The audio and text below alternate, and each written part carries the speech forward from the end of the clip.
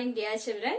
So, coming week we are going to write exam, isn't it? So, in this video, let's recall the grammar part. Okay, I have downloaded a few videos for you in order to recall the grammar part. Okay, let's see that. Looked at the noun clause, the adjective clause, and the adverb clause. In today's lesson, we will look at the three clauses side by side, and you will have a chance to test your knowledge. Let's begin.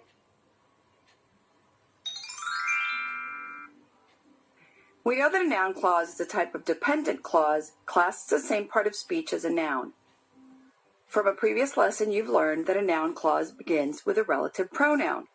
It can also begin with a subordinating conjunction. But the most important thing to remember is that a noun clause takes the place of a noun or a pronoun. And a great way to check whether a part of speech is functioning as a noun is to replace that part of speech with a pronoun. If you can, then your phrase or clause is functioning as a noun. Let's look at this example. What you baked is delicious. In this example, what you baked is a noun clause. It's actually the subject of the sentence. But if we could replace it with a pronoun, let's use it. It is delicious. The sentence still makes sense. This proves that the noun clause, what you baked, is functioning as a noun. Let's go on to the adjective clause. An adjective clause, also known as an adjectival or relative clause, is a dependent clause that modifies a noun or a pronoun. Again, this clause functions as one part of speech, the pronoun that it modifies. And one thing to remember about the adjective clause is that the adjective or relative clause, as it's also known, must be placed next to the noun or pronoun it is describing.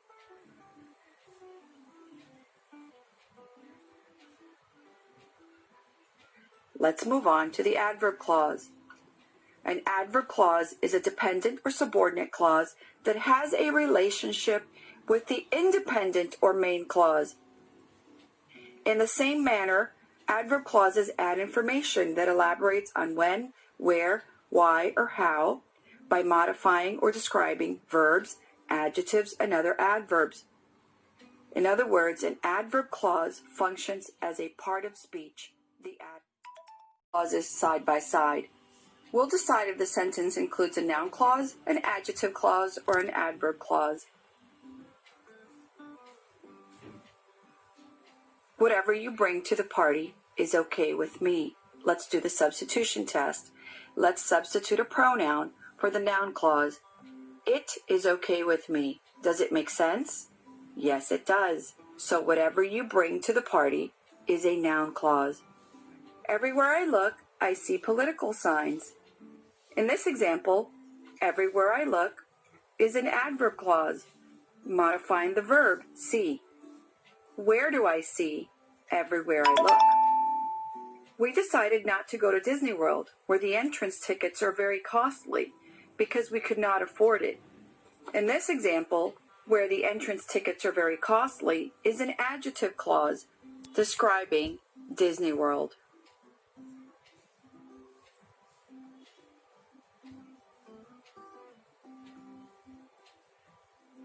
Now it's your turn to practice and take the quiz.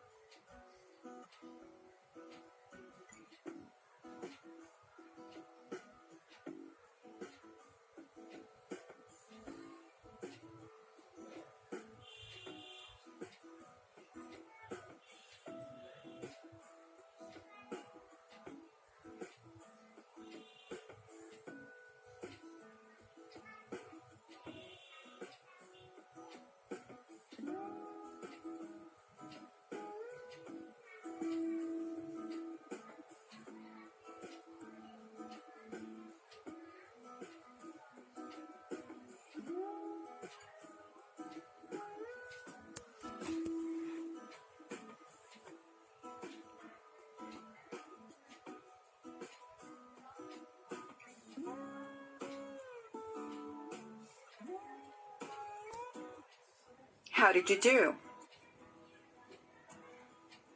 Remember that for a noun clause, use the pronoun test. If you can substitute a pronoun for the noun clause and the sentence still makes sense, then the clause is a noun clause.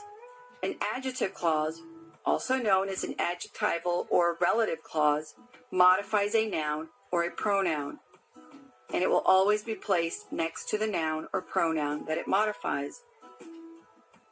And lastly, an adverb clause is a dependent, also called a subordinate clause, and an adverb clause has a relationship with the main clause. Adverb clauses modify verbs, adjectives, and other adverbs. Don't forget